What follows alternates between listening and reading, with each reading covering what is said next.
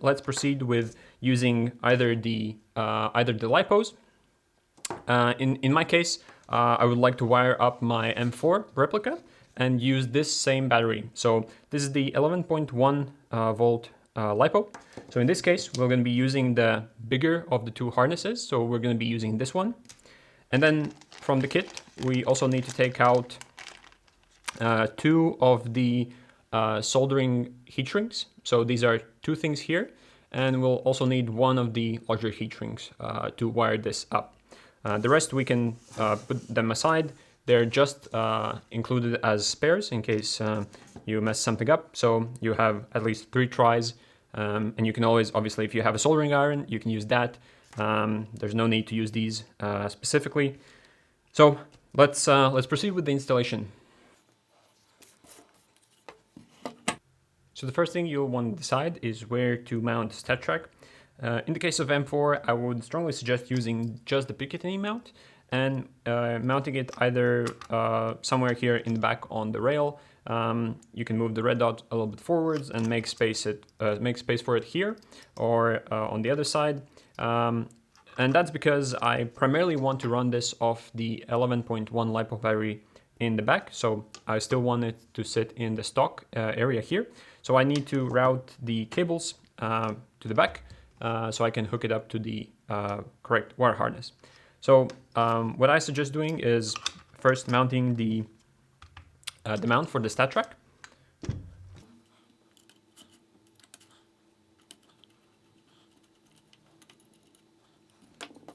That way you can estimate on how long the cables are going to be for your installation. So let's assume it stays here. We'll probably want to remove the cable tie here. You can obviously leave the cables full length, but I usually like to shorten them as needed, so there's not any extra cable left to manage. So in my case, it looks like this is going to be perfectly good, as it's more than enough here. In this case, the easiest option would be, in my opinion, to just drill a small hole on the buffer tube. These are pretty cheap buffer tubes, and you can put a small hole and it'll probably won't affect anything else. Just make sure to remove all the internals before drilling. So that's what we're going to do here as well.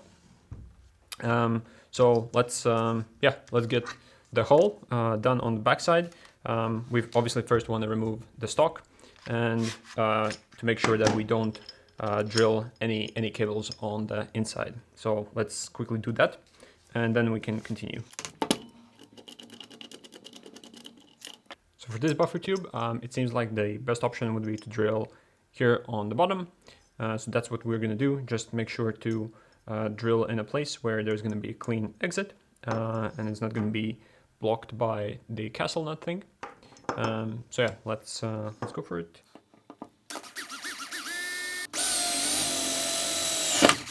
So we went right through. Just as a tip, it's good to make sure that there's no sharp edges on the sides, as well as you can slightly angle the drill bit to make sure that the cable goes in a little bit more nicely. Like so. Just make sure to clean up any edges. You can use just a little bit of a sharp knife or sanding paper. Yeah, just make sure that there are no sharp edges, and let's clean this table up and we'll be right back. We can do a quick test fit to see if everything goes smoothly. We were using a 3.5mm drill bit here. So yeah, that worked perfectly good. That's how we know that everything is good, and we can start wiring it back up.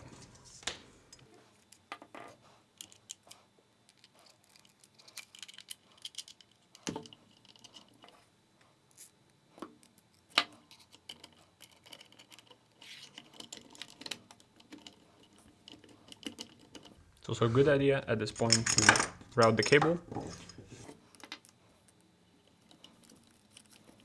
to make sure that we don't pinch it anywhere.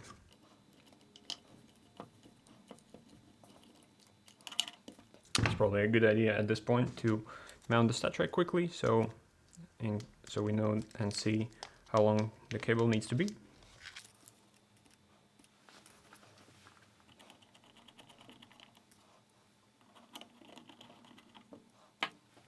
So now it's mounted, we can double check the length, make sure that it's the right size.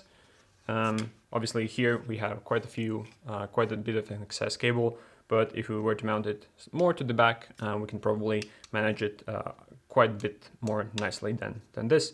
But yeah, this will do for the tutorial. You can obviously make it much nicer, and if you really want, you can also try routing it through the inside. But yeah, this is just going to be the easiest option for most people. And now we can tighten it back up. This is a good opportunity to shorten the cable if you'd like. You can go ahead and use some cutting pliers or a knife to strip this isolation and cut it shorter. But yeah, in this case, I'll just leave the full length. I think there's plenty of room in the buffer tube. So again, that's up to you, how clean the install you want to do. But yeah, so to connect these wires up, we're going to be using these soldering heat shrinks. If you have soldering iron, you can obviously use that and skip this step altogether. But yeah, in this video, we'll assume that you don't have soldering iron, so you're just going to be using these included pieces. So first, you want to take the bigger heat shrink. This is going to be like a protective, decorative thing. So we just want to put it on the cable before we start doing anything else, as that will go over everything else later in the video. And then the next step is to put these solder heat shrinks on the smaller wires, just like so. And what you want to do is basically connect these cables in like 2 small hooks, just so it's easier to manage them. So just fold them like so, and do the same on the opposite side as well. Just fold them in a hook position. That way you can basically hook these 2 wires together, and once they're hooked together, you can put the heat shrink over and just make sure that you properly align the middle gray piece over where the cables are with no isolation, no insulation. So this piece right here in the middle will melt and connect those 2 wires permanently together. Let's do the same here as well on the red wires. And again, connect those 2 together, squish them a little bit together so they don't start falling apart. And you can move the heat shrink piece over like so. This is how it should look like. So far so good. And again, in this case, we're going to be using either a lighter, or if you have preferably a blowtorch, you need to get these quite hot. You need to apply nice heat to both of these. If you have a heat gun, that also works. You just need to heat up the solder to a point where it melts. So let's do that, and I'll show you how it should look like after it's done properly.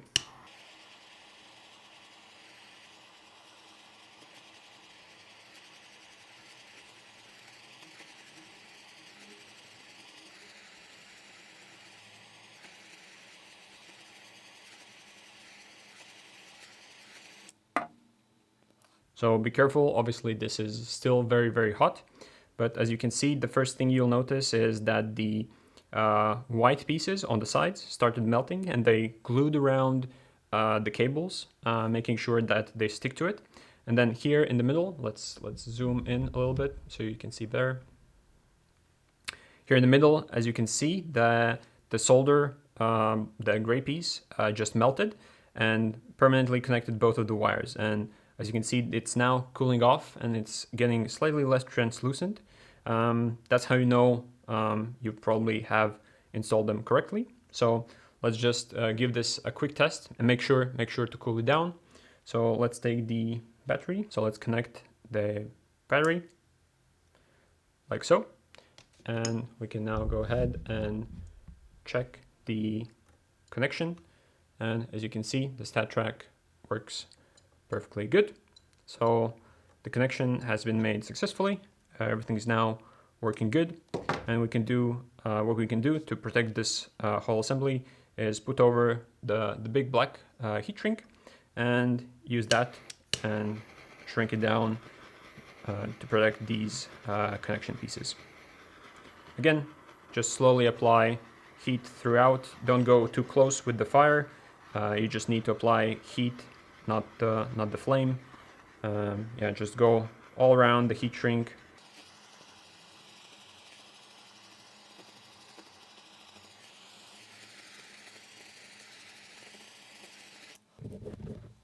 Once it's done, it should look something like this. It should take the form of the inside pieces, and yeah, just very nicely protects the cable connection points.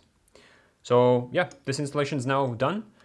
We can go ahead and yeah, just put the cable inside, wire up the battery, the LiPo battery, reinstall the stock, and yeah, that's the installation complete. Obviously, if you're not using it in the buffer tube, you can wire it up also for the other piece, or use the same technique and install it on a USB cable, like the USB-C or USB Type A, and use it together with a power bank. Or in the case of a modified PEG box, you can obviously use that and connect these pieces to the included wires.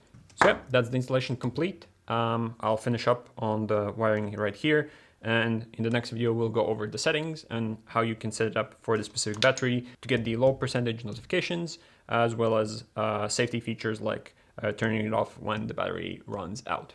So let's do that in the next video, and see you soon.